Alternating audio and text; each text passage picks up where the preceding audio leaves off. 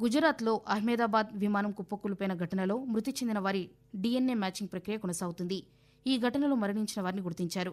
గత రాత్రి 9 గంటల సమయం వరకు 19 మంది డీఎన్ఏ నమూనాలను గుర్తించామని హోంశాఖ సహాయ మంత్రి హర్ష్ సంఘవి తెలిపారు.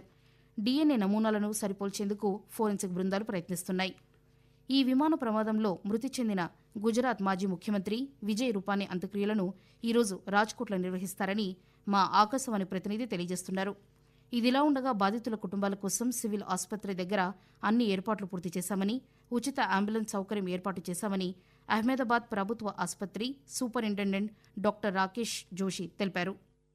जितने भी हमारे पास बॉडीज आए थे उनमें से 31 बॉडीज का डीएनए मैचिंग हो गया है। 31 मैच बॉडी में से 12 लोग अपने शव लेके चले गए हैं। ये जो थे वो विविध एरिया में से आए थे, जैसे कि उदयपुर, बड़ौदा, खेड़ा, विसनगर, अहमदाबाद और बोटाद।